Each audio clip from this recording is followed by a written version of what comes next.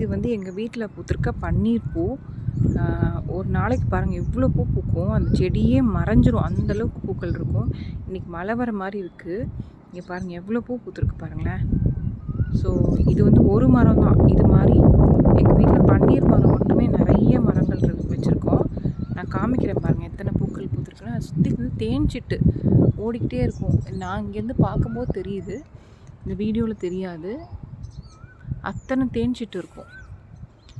பார்க்கறதுக்கே அப்படி மனசு அமைதியாக இருக்கும். வாசமாக அந்த மரத்துக்கு கீழே நின்னோன்னா வச்சுக்கோங்களேன், அவ்வளோ ஒரு வாசம் அடிக்கும். இங்கே பாருங்கள், இந்த மரம் பாரு, இது ஒரு மரம், இது ஒரு பன்னீர் மரம். இந்த மாதிரி நிறைய மரம் வச்சுருக்கோம்.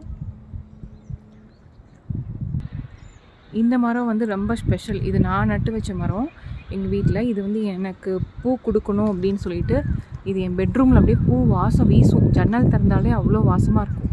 இது அவ்வளோ பூக்கள் இருக்குது பாருங்கள்.